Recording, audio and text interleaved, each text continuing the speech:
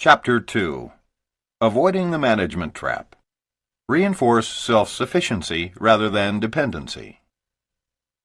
Network marketing is based on a team-building philosophy rather than a supervisory one. Perhaps the single most frequent cause of failure in network marketing is the mistaken belief that we must manage our downline distributors.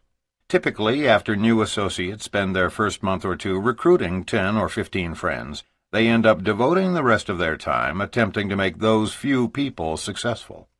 That's what we call the management trap. Let us quickly point out that there is a significant difference between managing and supporting a downline organization.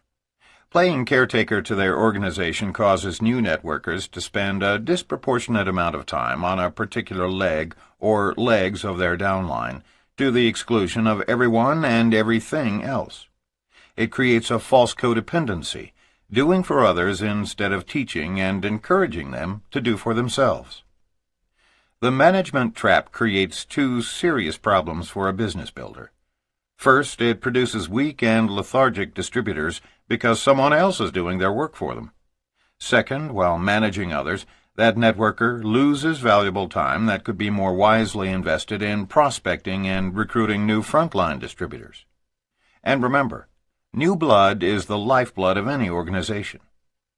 Continually sponsoring new associates adds vitality to an entire business. If you stop recruiting before you are earning enough to live comfortably, then you lose valuable ground.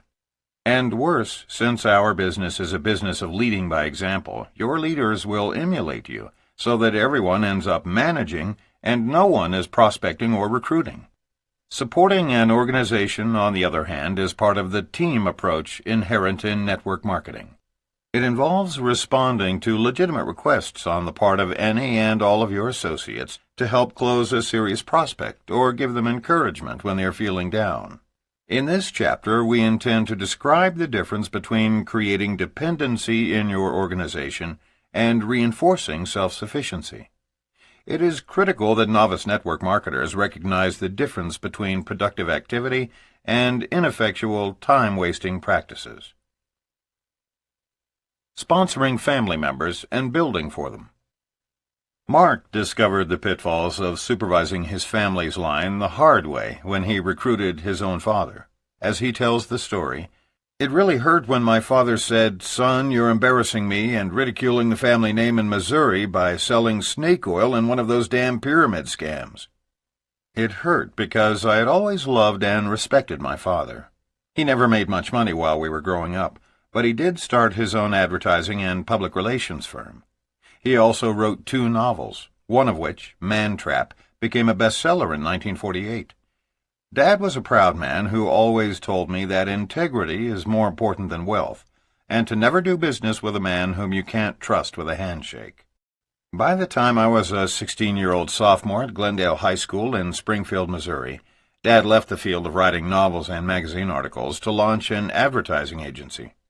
I was so proud when he trusted me to go out and solicit clients. He said that if I could get a client to use our agency, he would let me have a shot at writing the copy. I was so enthusiastic that I went charging out and actually obtained a client the first week. The guy's name was Jerry Vaughn, and he was preparing to launch a new pet store in a little shopping center near our home. Somehow, probably on sheer guts and enthusiasm, I convinced him to give me a chance. I went back to Dad's office, scarcely able to contain myself, and broke the good news to him. I don't remember Dad ever really getting too excited about any of my accomplishments, but I could tell he was pleased. For the next several years, I wrote copy and created ads for clients whom I picked up along the way. Some of my ad campaigns were quite well received, while others were not so successful. But through all the years, Dad supported and encouraged me. That is, until 6 months before my graduation. I didn't realize it at the time, but Dad really wanted out of the stress. Apparently, in my ignorance, I failed to see his hope that following college graduation, an event, by the way, that never occurred, I would be interested in becoming his partner, perhaps even one day taking over the entire ad agency. I had other plans. In hindsight, I suppose my pronouncement at our 1971 family reunion that I intended to enter a seminary and ultimately become a minister really caused him pain. I later found out from Mom that he saw it as a real slap in the face after all the years of working together. But that's life. I was to become a minister several years later, after a series of sales jobs. Just about the time my father was accepting my ministry and actually beginning to tell our friends with pride how his son's church was growing, I told him something that would result in our not speaking for nearly a year. I told him on the telephone that I had become a distributor in a new company in the field of network marketing. I'll never forget the uncomfortable 2-minute silence that occurred when I asked, "Dad, can I send you some shampoo and conditioner? I know you're going to love them." Silence. After a couple of minutes that felt like an hour each, I broke the uncomfortable silence by asking him to which address he wished me to mail the shampoo. That's when it hit the proverbial fan. "What the hell, son? You go to seminary, become a minister, now you're quitting that too? You're a quitter. And how could you disgrace the family name by getting into a pyramid?" He abruptly hung up. Naturally, I was miserable with rejection. That all changed, however, when I received an apology call a year later. Dad had heard from my sister that I'd built a sizable downline and was earning more each month than he was earning in a year. He called and congratulated me for my success. Then he came clean about his health. The stress was causing him heart problems, and in addition to apologizing for judging me so harshly, he also intimated that maybe I could help him get out of the rat race of public relations. That was all I needed. The next week I was on a plane to Missouri to sign up my father and get him out of traditional business. I was very excited about the prospect of helping my dad change his life. And the reason I explained our backgrounds here in such detail is to help you understand my reason for wanting so desperately to help him.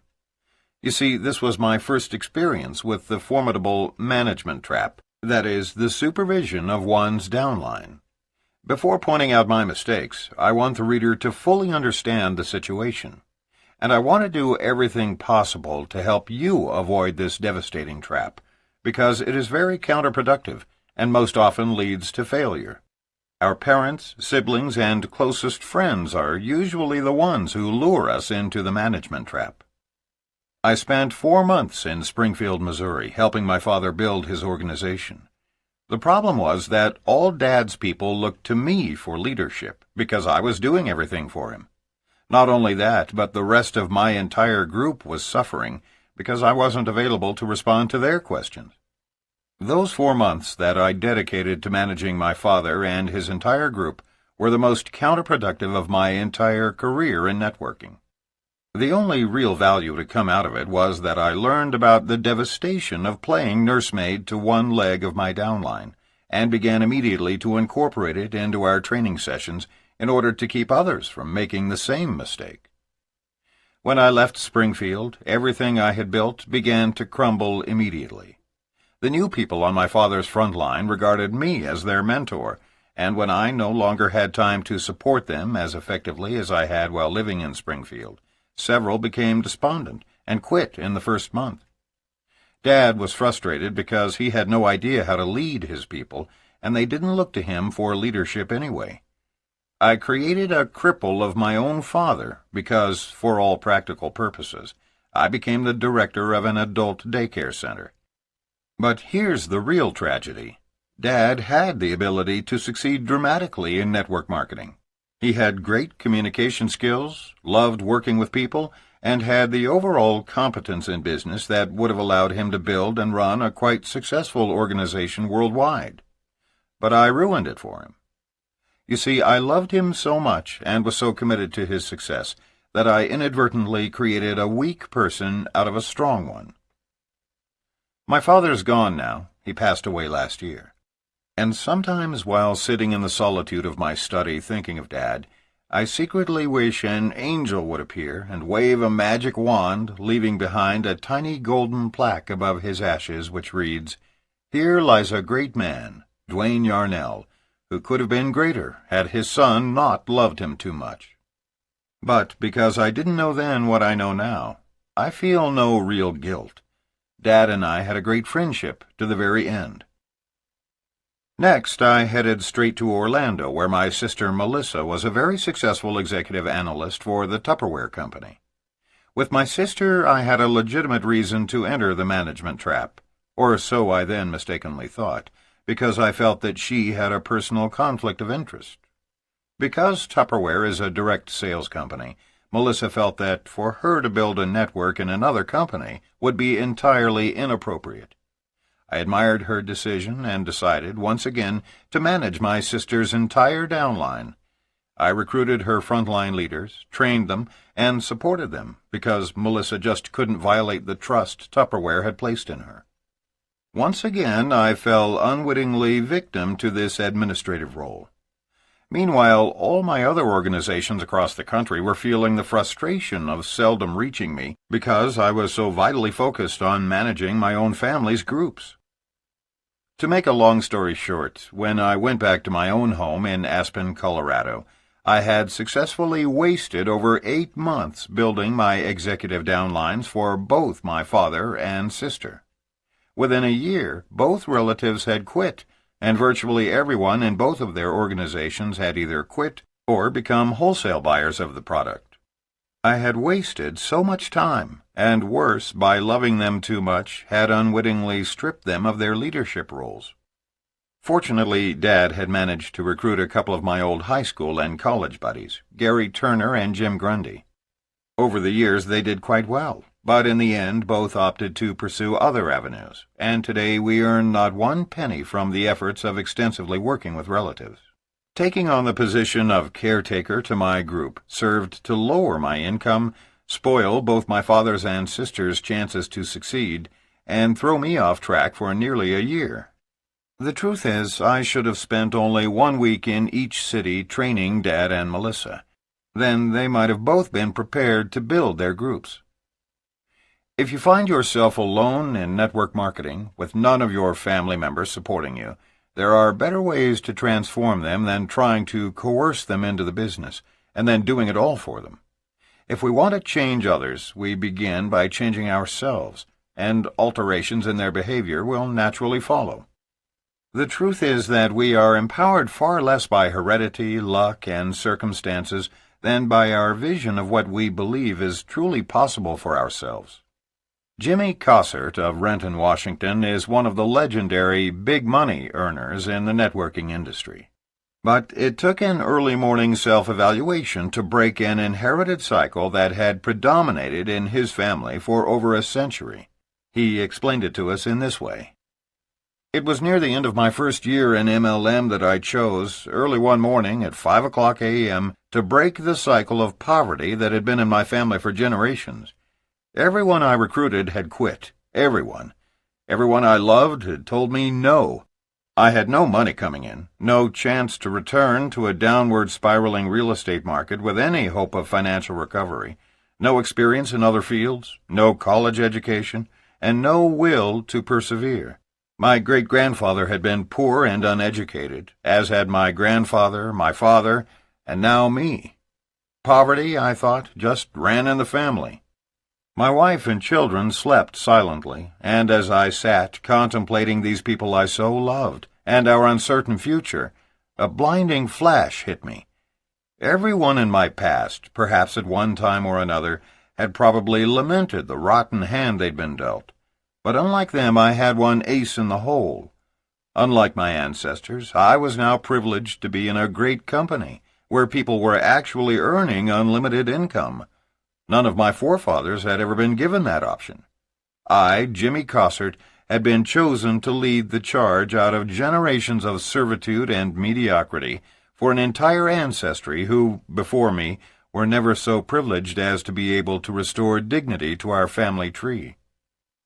As I tiptoed to the bedsides of my 1- and 3-year-olds, I silently affirmed, I will do for you what my great-grandfather would have done given the same opportunity. I will finish this race, and I will win. From that moment on, I set out to break the cycle of poverty. I know my predecessors might have done so themselves, had they been blessed with an unlimited income opportunity. My wealth now stands as a testament to a great-grandfather who persevered in everything he did in a generation which offered no possibility for wealth and time freedom for poor, uneducated people. None of my kids will ever have to sit in the dark at 5 o'clock a.m. and feel depressed because they're impoverished. Thanks to network marketing, the cycle is now broken. The Messiah Complex. With both of us coming from theological backgrounds, we know what it's like to be victims of the Messiah Complex, which is very similar to the management trap, but with more emphasis on saving people. Given our backgrounds, at one time or another, we wanted to save the entire world and every single person we sponsored.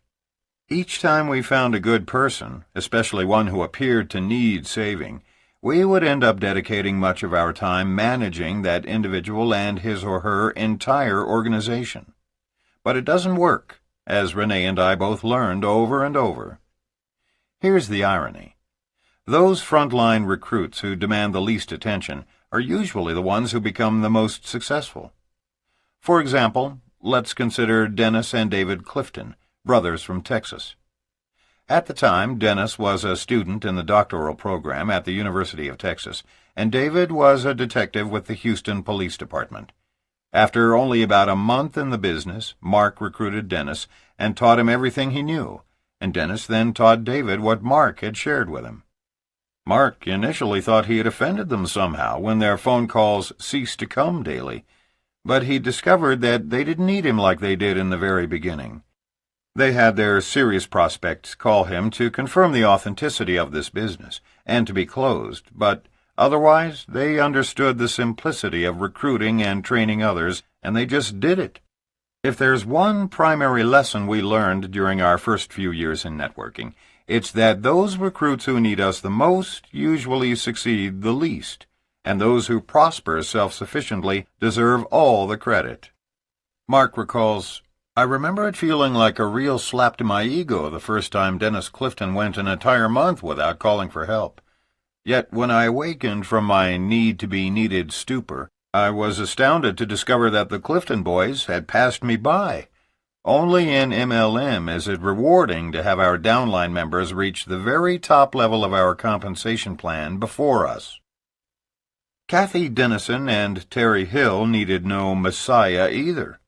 In spite of the fact that neither had ever participated in MLM before, even as frontline distributors, they simply didn't need Mark to save them.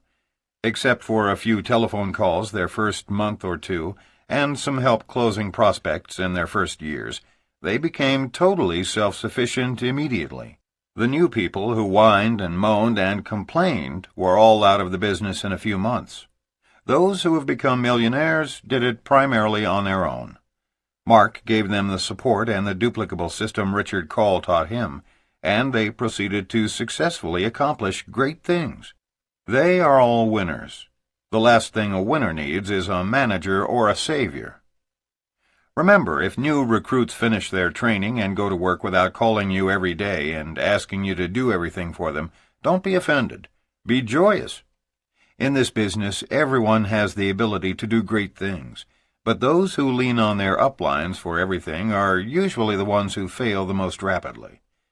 What makes our industry so much grander than traditional employment opportunities is the fact that we are compensated for our productivity.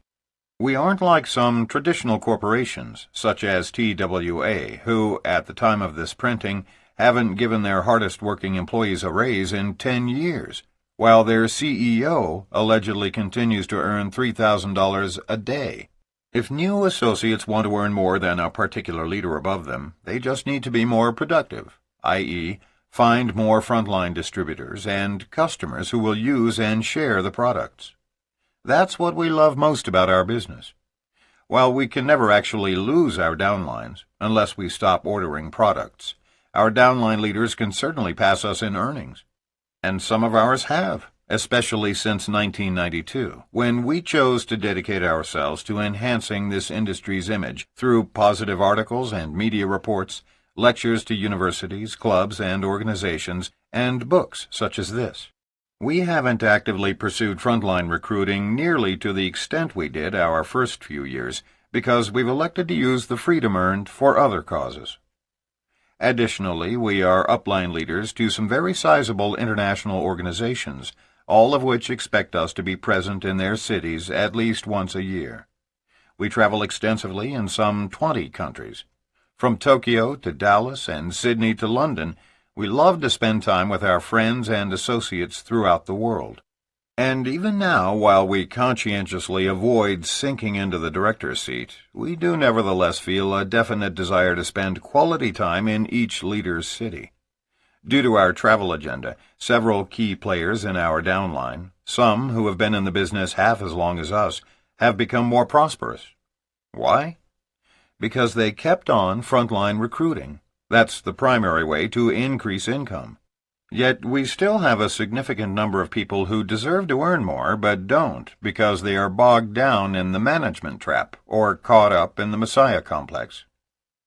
To be frank, there have been times when people earning $1 million a month, far more than us, question our sanity for choosing to try to elevate the entire industry instead of becoming gazillionaires by continuing to frontline recruit globally. Our response to them is simple. Read Living with Passion by Peter Hirsch. We found our passion. We are irrevocably convinced that network marketing is the very best high-integrity economic system for global solutions to some very pressing problems in such places as third-world countries. And lest you not understand what we mean by pressing problems, we'll give you just one example. It has now been estimated that by the year 2000, some 40 million people worldwide will have died of AIDS, leaving behind some 5 million orphans, 90% of whom live in Africa and other third-world countries. As of this printing, not one agency has yet been created to deal with this problem. There are so many enormous global problems just waiting for us out there. Many network marketers earning millions each year have joined us in projects to make the world a better place.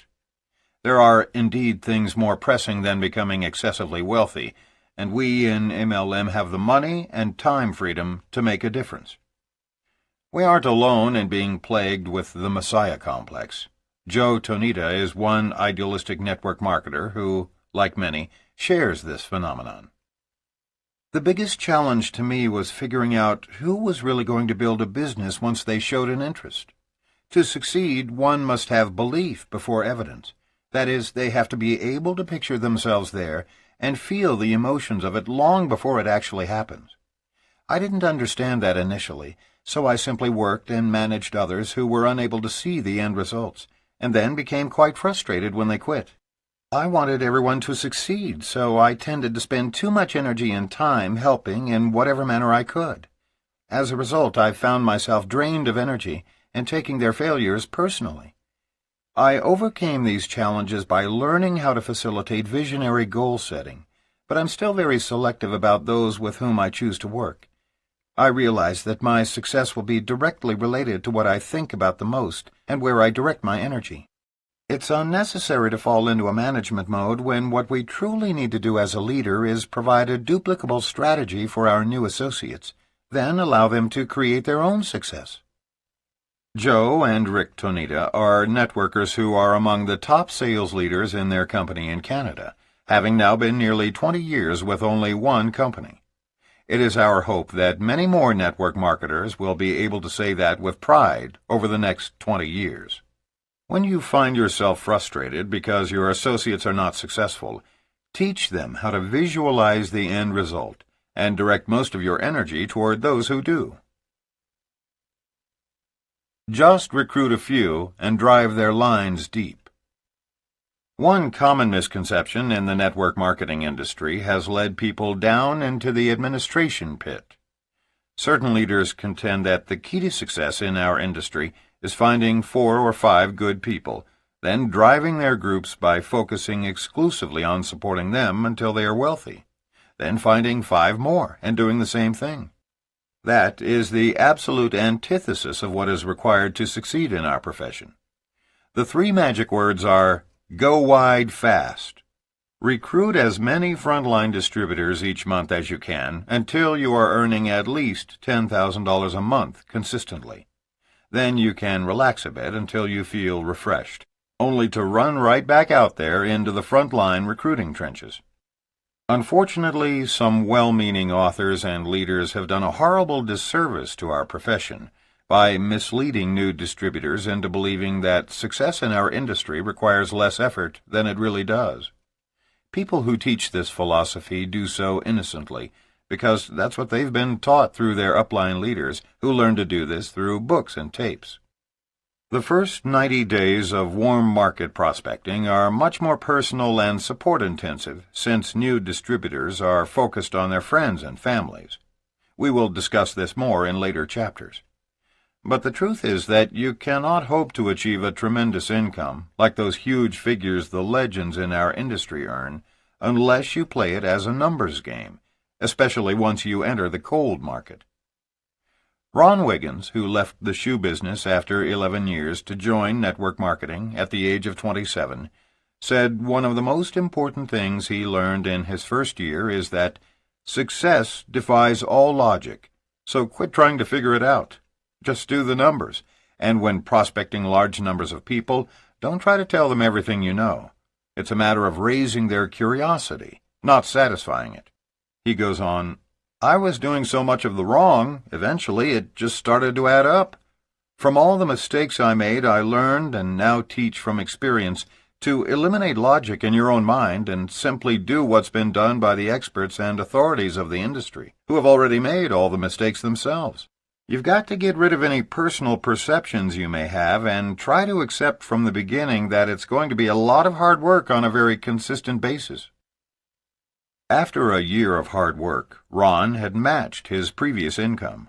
Shortly thereafter, his wife, Chris, also left her job, and together, working full-time, they have become one of the top network distributor teams in Dallas. It took Ron and Chris 4.5 years to reach the very pinnacle of their company's compensation plan. Today, they earn a 5-figure monthly income.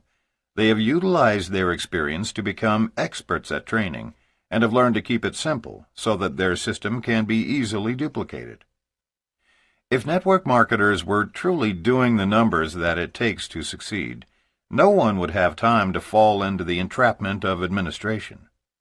Human nature looks for the line of least resistance, and, clearly, it is much easier to work with existing distributors than it is to face the daily rejection that occurs when recruiting new people. Because this is a business of duplication, your people will do what you do. If you manage your downline, so will they. If you spend most of your time prospecting and recruiting, so will they. The secret is not managing your organization. Rather, it's finding leaders who will, in turn, find other leaders. Generally, leaders must be found. They cannot be created. But many people have untapped leadership skills that do not manifest themselves until the timing is right. In order to find those leaders, you must keep prospecting and recruiting, realizing that new blood is the lifeblood of any network marketing organization. Recruiting is the only viable way to offset the inevitability of attrition. This is a numbers game that inevitably becomes a people business once distributors are sponsored into the business, often forging lifetime bonds. It would indeed be wonderful if we could all skip to the bank each month with checks for $10,000 after merely working with a handful of frontline leaders. It is human nature to want to believe that there is an easy way to achieve this goal. We warn you against leaders and authors who grossly and unfairly mislead people by projecting concepts that feel easy and effortless to everybody, yet don't work. Don't be taken in by those who teach management as a philosophy of success, because it is indeed the very cause of as much as 50% of the failures in our industry. Here's the scenario. A new associate is exposed unwittingly to this system, spends a few weeks talking 5 friends into signing up. Then the rest of his or her short career consists of attempting to drag those 5 people over the finish line. Then, the next thing you know, our network marketer is having weekly babysitting sessions in the living room of someone's home. Fortunately for Amway, Two of their biggest leaders saw the folly of this philosophy early on. Because, as leaders, they command so much respect and loyalty from their downlines, they were able to immediately replace this concept with more realistic guidelines by replacing one best-selling book from their sales tool repertoire. We truly believe that one of the several reasons that Amway has continued to grow and become a multi-billion-dollar empire, while none of their competitors have done half as well, is the absence of widespread dissemination of this management philosophy. Their distributors don't try to manage everyone. They continue to place their emphasis on showing the plan, thereby adding new frontline distributors. It is the same with our own downline. Over the years, we have promoted Power Multi-Level Marketing, our book, and All You Can Do by A.L. Williams. Consequently, our most successful leaders continue to recruit large numbers of frontline distributors and teach their people to do the same. Babysitting the downline. Before we met, one of Rene's most promising groups was in Rochester, New York. It was a dynamic growing leg of her organization led by a couple, Gary and Lori, who were self-sufficient with all of the vision, the integrity, and the enthusiasm to succeed at network marketing. They sponsored a friend named Mike, who was their strongest catalyst. For nearly 2 years, everything went well. Rene traveled there twice a year to work with them, and the rest of the time she supported them with teleconference and speakerphone meetings. There were generally 200 to 300 people in attendance, and the number of emerging leaders was growing with each visit. It was the epitome of how a long-distance networking organization can succeed. Then, almost in a single week, it all changed. Mike, once the best recruiter in the whole group, had secretly slipped into a management mode. His group was sizable, and he felt it was time to devote his energy to overseeing their recruitment activities. Because of his strong personality, no one felt they could do anything as well as he did it. With Mike so readily available, his organization leaned on him for everything. Presentations, hand-holding sessions, closings, sizzle sessions, product clinics, and pep talks on the phone. Depressed and discouraged, Mike phoned Gary, who suggested that he talk to Rene. The phone call went something like this. "Mike, you sound down. What's the problem?" Rene was concerned. "I don't know. It just isn't working anymore. I'm absolutely fed up with babysitting my group. Isn't there anyone out there who can just do it on their own?" "Mike, you're the best recruiter in the business. How many people have you sponsored this month?" There was a hesitation before he answered. "I'm too busy babysitting, and no matter how hard I work, my group isn't growing anymore. I don't get it." "You know the saying, new blood is the lifeblood of this business. Stop recruiting and your organization dies a slow death. You want it to come alive? Go back to what works and what you do best. Recruit." "I just can't see the light at the end of the tunnel. It looks like I'll be babysitting the rest of my life. Ask my wife, I'm not even good at babysitting my own kids. If I could just find a way to do this without babysitting." 1 month later, Mike found a new company, a wholesale buyers club. It was exactly what Mike was looking for. A deal with no inventory, no product information to learn, no training required, and no babysitting a downline. Just sponsor people, and when they order anything, the upline gets a cut. Or so he thought. He told everyone in Rochester about this great new company. Gary and Lori were horrified, but fearing that they would lose out, they also signed up in the new company, just in case. Nearly all the leaders followed Mike into this new deal, but only as a backup to our company, of course. Yet because of this distraction, many of Gary and Lori's downline lost focus. The last time Rene went to Rochester, Gary and Lori were out of the business, and the number of serious players had dwindled from a few hundred down to about 25. 6 months later, the Wholesale Buyers Club was out of business. When we stopped to analyze what happened, we realized it all started when Mike stopped recruiting and became discouraged with babysitting his group. This was the time to give extensive support to the Rochester group, a time for new leaders to emerge. Had Gary and Laurie been able to stay focused themselves and not let Mike divert them and their entire organization, this group could have become one of our largest legs. If the clock of time could be rewound, Rene would love to have them all back. I had built a close relationship, both upline and downline, to Gary and Laurie, and I miss these friendships that were once a regular part of my life. But once an organization has fallen apart, it is far easier to give birth to new people than it is to try to revive the dead. Experience abroad. One of our most graphic examples of the management trap occurred when we opened a foreign market. We sponsored one couple, taught them everything we knew, and worked through them to build a dynasty in the new country. We developed a friendship and found that we shared many things in common, including similar life values. Prior to the official launch, we did weekly teleconference calls, which is both a legitimate and efficient way to build a new market prior to a company's opening. Through our mutual effort, and to our delight and surprise, we had more than 1,500 serious prospects attend our opening day celebration at a private location hosted by us. For us personally, it was the single largest launch of a foreign market in which we had ever participated. And yet, a year and a half later, our frontline couple's income continued to drop below their first executive check. How was this possible after such an awesome beginning? Prior to the official launch, everything was kept to a simple system. No hotel meetings, just friends telling friends. No literature, not even products, because they weren't allowed to be sold yet.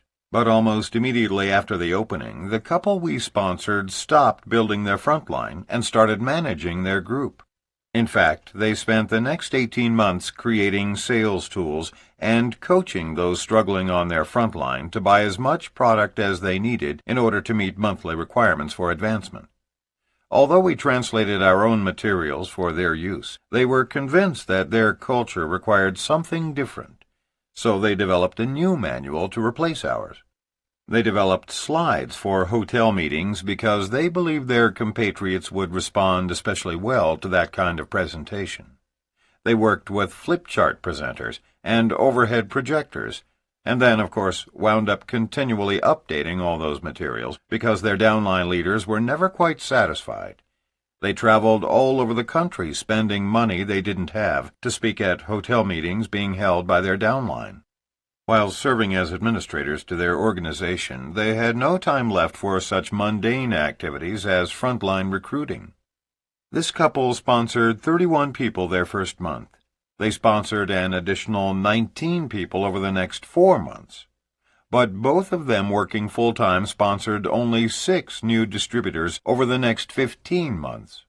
In other words, they sponsored 50 people the first 5 months, and then, with so much time invested in managing their organization, averaged only 1 new associate every 2.5 months thereafter.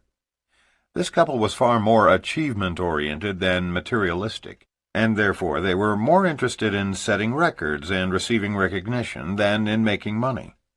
Their goal was to be the first in their country to reach the maximum recognition level in our company. They achieved their goal, only temporarily, but their entrance into the management trap ruined what should have been our greatest income-producing leg. The couple quit in frustration. To this day, they blame it all on the compensation plan, the product pricing, and the failure of the industry in that country. They worked as hard as any 2 people have ever worked in network marketing.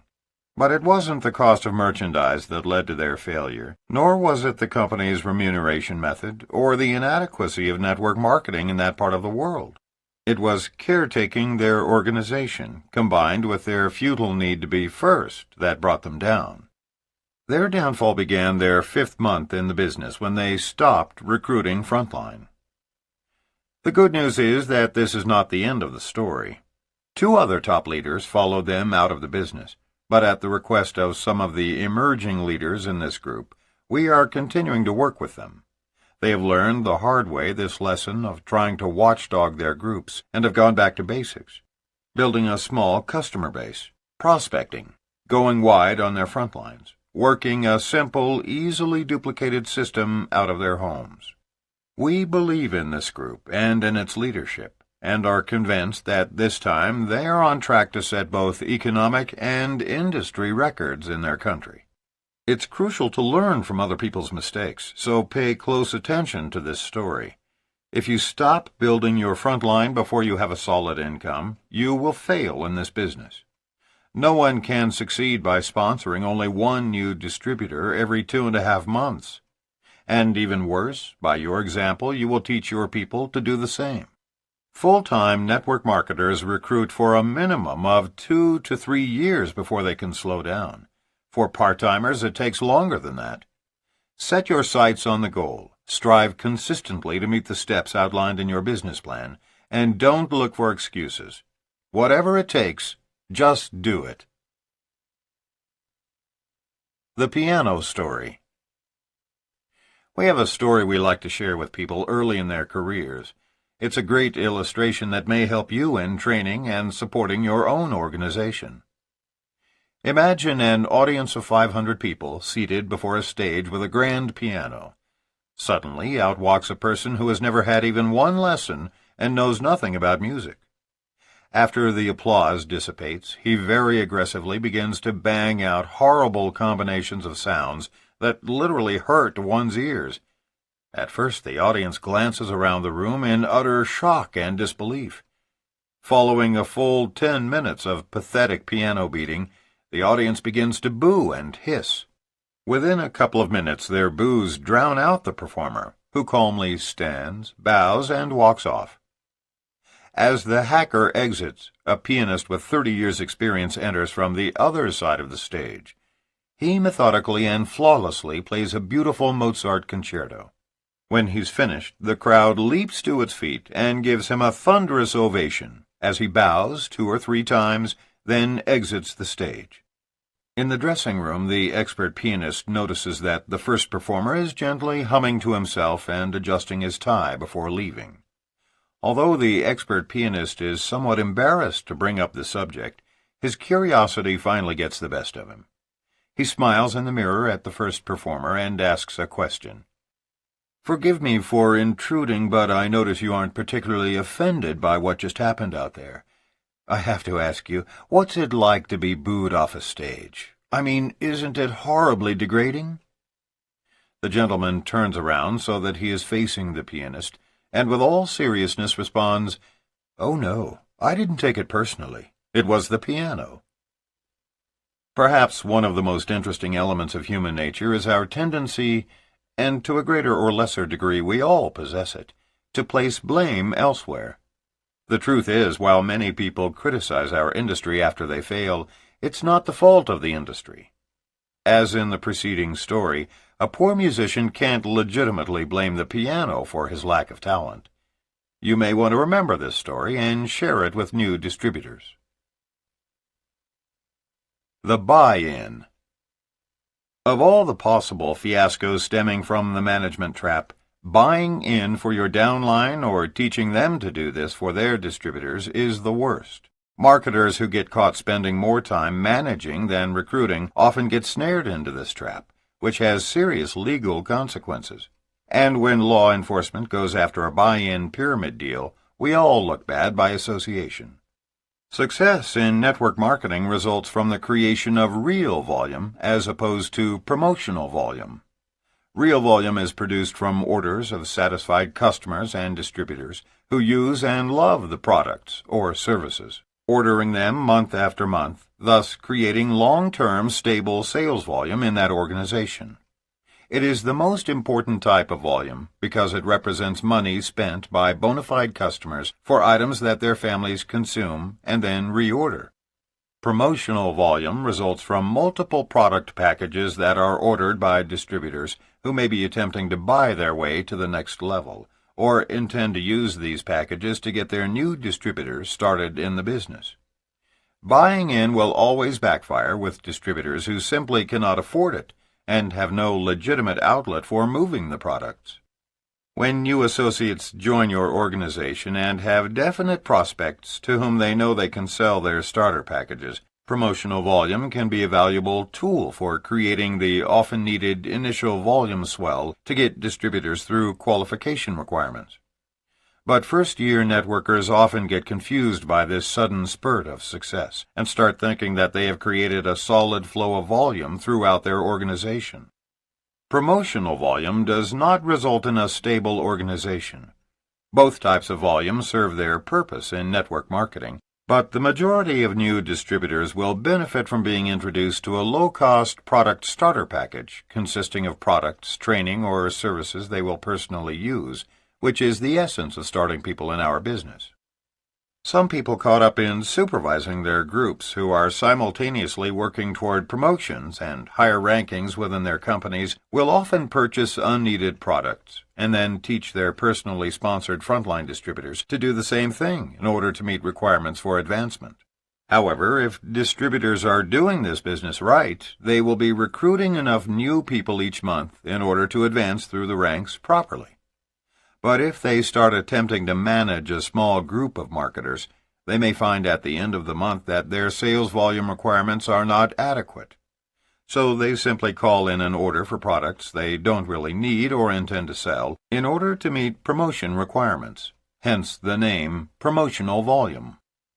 Front-end loading is forbidden by state and federal regulators who believe that such activities are pyramid-like in nature.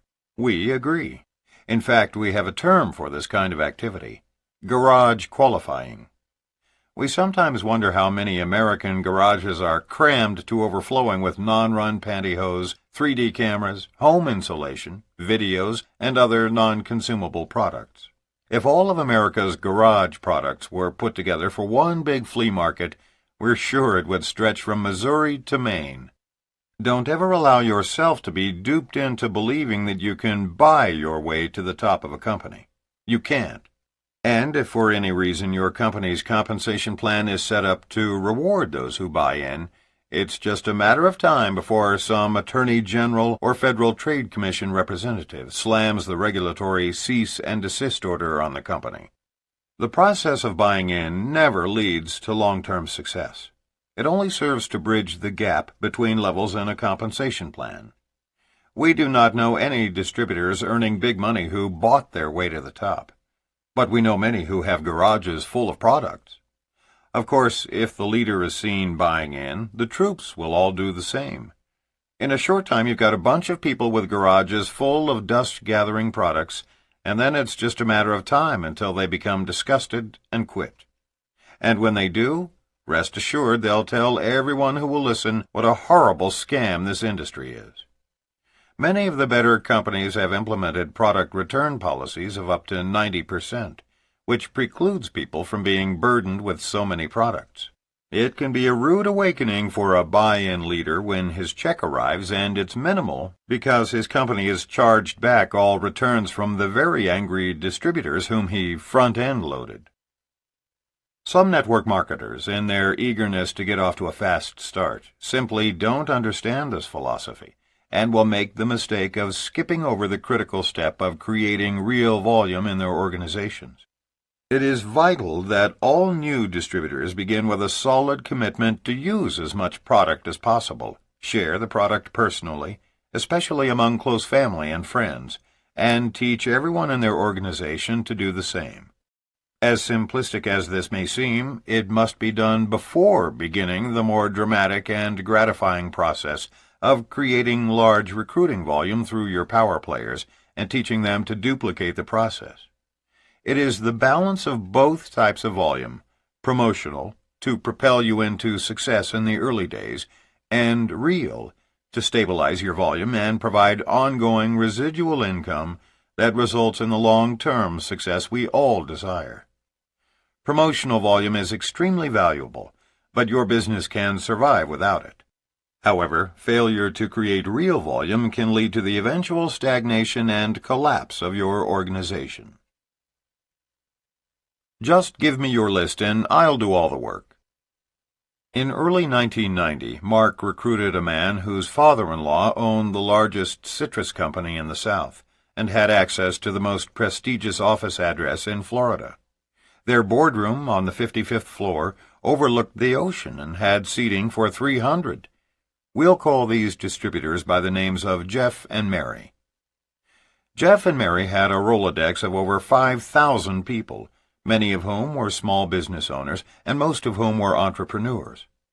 Although Jeff and Mary had thousands of people to prospect, they fell victim to running an adult daycare center to which anyone in their organization could send prospects. Mark didn't fully understand the whole problem until it was too late. All he saw were the numbers, and their volumes looked great. Unfortunately, Jeff and Mary began managing their organization prematurely, and the group decreased in size from 3,000 to 500 people. Here's what went wrong. Never tell people that all they've got to do is sign up, give you a list of potential distributors, and then you'll do the rest. It doesn't work. Jeff signed up 10 people on his front line, then immediately told these men and women, some of Miami's real movers and shakers, to start sending prospects to his weekly meetings conducted exclusively on the top floor of their corporate building. He explained that he and Mary had the time to do the meetings and train the distributors, and that his people would merely need a wheelbarrow to take to their mailbox each day in order to carry all the money. For 2 months, everything went fine. Every one of the noon meetings on Tuesdays, Wednesdays, and Fridays were filled with curious prospects, sent by bosses or close, wealthy friends to investigate this business opportunity. By the middle of the 2nd month, Mary also had to launch Monday and Thursday meetings, and by the end of the next month, those too were filled. Many prospects were signing up, and their weekly volumes, in starter kits alone, were going through the ceiling. But everything changed the Monday that they announced that people were going to have to start doing their own presentations at their own homes in order to take care of the spillover. Just imagine the chaos. To begin with, Jeff had trained no one to do anything except send him leads, and none of the frontline people who had signed up under his 10 personally sponsored folks had been trained to do anything but send in their prospects. Simply put, in month 3, Jeff and Mary were so caught up in the muck and mire of the management trap that they couldn't move in any direction. Some new distributors were saying they'd been misled and demanded their money back. Some were angry that they hadn't yet met qualification requirements. After all, they'd been sending Jeff and Mary leads for 80 days. Where was this $15,000 a month they'd heard about? One small group revolted and went to another office complex to begin their own meetings, but no one wanted to go there or send their people because the leader wasn't as good a speaker as Jeff, and they complained that the office wasn't as attractive. 2 couples got together and hired an attorney on a contingency basis and filed a misrepresentation/fraud case against Jeff, who then had to spend countless hours preparing for depositions. Mary and Jeff, without Mark's presence in Florida to supervise what they were doing wrong, purposefully hid from him the system they were using. They knew he deplored big recruiting meetings, that he spoke against offices, that he taught everyone to avoid babysitting distributors at all costs. They fully understood his go wide fast advice, putting as many people on one's front line as possible until wealth had been achieved. Yet they fell victim to the management trap. Had Mark been in Florida instead of Austin, Texas, he might have been able to steer them right. Or, had they been honest about their methods, he could have salvaged the situation. All he heard about were the many great people they were recruiting and all the great volumes being achieved. By the time he discovered the truth, it was too late, for they had both mentally and emotionally burned out. Within 5 months of the day that Mark sponsored Jeff and Mary, they were selling everything but their clothes and leaving town humiliated. Mary's father had virtually disowned the 2 of them for embarrassing an old-money family in the Deep South, where image is everything. And we can tell you unequivocally that with their talent and with all the names in their Rolodex of reputable entrepreneurs whom they knew on a first-name basis, all they had to do to succeed was teach the big hitters to begin with their 25 prime contacts, do in-homes, and go wide fast. Those 3 magic words are synonymous with building your front line, not your depth, as quickly as you can. The depth takes care of itself with sufficient numbers and width. Jeff and Mary needed to do only two simple things in order to avoid their problems and ultimately become successful. First, look for close friends who were entrepreneurial types, ready for change and fed up with stress, and then show them by example the wonderful simplicity of in-home recruiting meetings. Second, do the first couple of meetings for each new distributor, then cut the cord, thus enabling their distributors to become leaders themselves. Ours is a business of leaders building their front lines and teaching their people to do the same. Those with leadership ability will seek out other top leaders to mentor them and give them help in closing serious prospects. It is in this way that genuine support is given. Rather than working your new associates list, teach your distributors how to work their own. They can come to you for support, that is, assistance in closing, after their prospects have been shown the presentation. How do you support a large group, you may ask? By teaching them 3 words. You call me.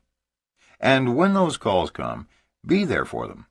Be there to render moral support, coaching assistance, help in closing prospects. But don't do for them what they must do for themselves. They must prospect, recruit, and train their own frontline associates. Quit or take it to the moon. The truth is that success in our industry does not result from extensive management. Success comes from a person with leadership skills having the vision, enthusiasm, and willingness to recruit other frontline leaders who, in turn, use and share the products or services. Then simply teach them to duplicate the process. Larry Pepe was a new networker who experienced a series of nightmares starting up his business. His sponsor quit almost immediately. His upline executive tried to talk him out of going forward on the accelerated program. Of his first 23 distributors, 22 quit, and of his first 3 in qualification, all failed. One of his gold stars was arrested 1 month before becoming his first executive. Another turned out to be a con man who was being sued for fraud, and a heavy hitter from Australia was diagnosed with terminal cancer. All of this in the first 3 months of Larry's new network marketing business. Then came the crowning blow. The upline leader who had supported him called to say she would not be available for a while because of personal problems that she needed to resolve. Larry remembered sitting on the edge of his bed after hanging up the phone, staring blankly into space, thinking, God is testing me. This is it. I either quit or become a leader right now and take this thing to the moon. A few minutes later, his mother called and said, for the life of her, she couldn't understand why a talented young attorney with a master's degree in clinical psychology, who owned a successful business, would give all of that up to be a vitamin salesman. Larry is convinced that all of those experiences, especially being left on his own, which forced him to become a leader to his organization, were the best things that ever happened to him in business. He went to work frontline recruiting and refused to slow down until he achieved his first goal. Today, he and his upline leader work closely together, and she fondly refers to him as Hercules. And the best part, says Larry, is, my mom doesn't think of me as a vitamin salesman anymore. Thank God for small miracles. This story teaches us that we need not be managers, and demonstrates that people who have the will to succeed will succeed, regardless of the circumstances. Summary. Managing an organization is a time-wasting practice that does for others what they should be doing for themselves, thereby creating codependency. Supporting the members of your group means being there for them when they call to ask for guidance, moral support, or request that you talk to one of their serious prospects. Managing organizations for our families and friends often causes the very people we love most to fail. Practicing a management mode is counterproductive for both those being managed and those doing the managing. We are empowered far less by heredity, luck, and circumstances than by our vision of what we believe is truly possible for ourselves. Don't be offended. Be joyous when new recruits finish their training and go to work without calling you every day and asking you to do everything for them. In this business, everyone has the ability to do great things, but those who lean on their uplines for every single thing are usually the ones who fail. What makes our industry so much grander than traditional employment opportunities is the fact that we are compensated ethically and generously for our productivity. If new associates want to earn more than the leader above them, they just need to be more productive, i.e., recruit more active frontline distributors and customers than do their uplines. If you become frustrated because your associates are not successful, teach them to visualize the end result and direct most of your energy toward those who do. Because this is a business of duplication, your people will do what you do. If you manage your downline, so will they. If you spend most of your time prospecting and recruiting, so will they. Babysitting a downline is not an effective way to build a business. The key to successfully building a large, dynamic organization is to steadily continue to prospect and recruit, creating a wide front line. Don't make the mistake that results in nearly 50% of the failures in our industry, building your front line for the first few months, then stopping to manage your people. Merely overseeing the activities of your organization is not leading them, but rather misleading them into rearranging their deck chairs on the Titanic. Set your sights on the goal, consistently meet the steps outlined in your business plan, and don't make excuses. Whatever it takes, just do it. Of all the possible fiascos stemming from the administration of your organization, buying in for your downline or teaching them to do this for their distributors is the worst. Promotional volume, that is, money spent on products, samples, and multiple kits, is initially a means of helping distributors meet volume requirements for qualification. Real volume, that is, products or services ordered for regular monthly usage by satisfied customers and distributors, is what ultimately creates passive residual income, and is the essence of what makes network marketing a viable, ongoing business.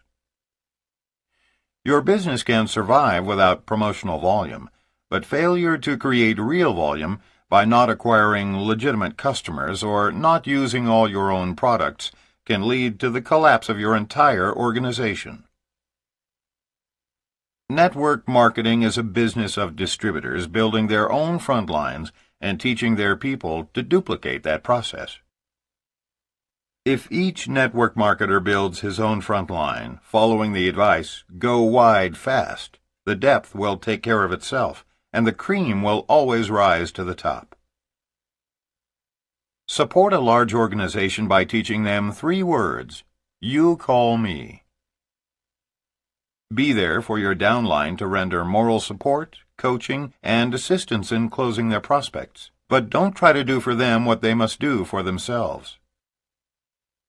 Success comes to people with leadership skills, a sound vision, enthusiasm, and the willingness to put forth the effort to build an organization, and find others who will do the same.